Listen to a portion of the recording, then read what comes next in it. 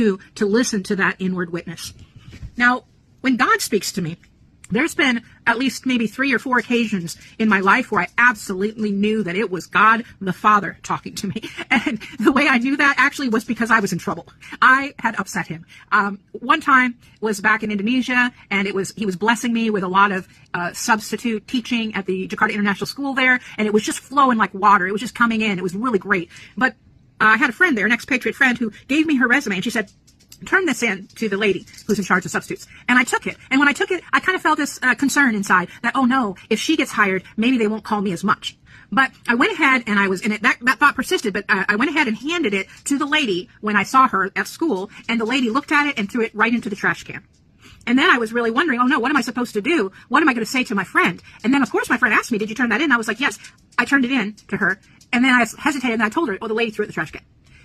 Okay, so after that, apparently my friend went and reapplied, everything. She did get hired there, but immediately it was like a faucet switched off. I was no longer called to substitute at the school, and my friend was called all the time.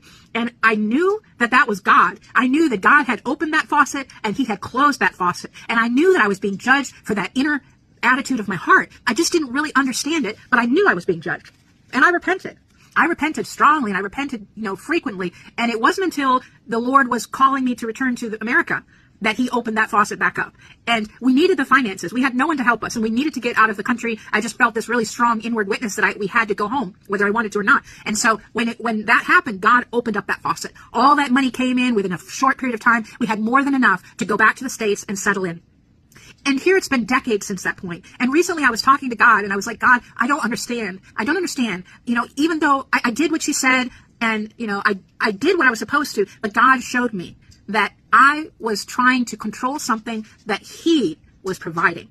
It was his provision. It had absolutely nothing to do with me, and I had no right to either grab it with both hands and say, this is mine.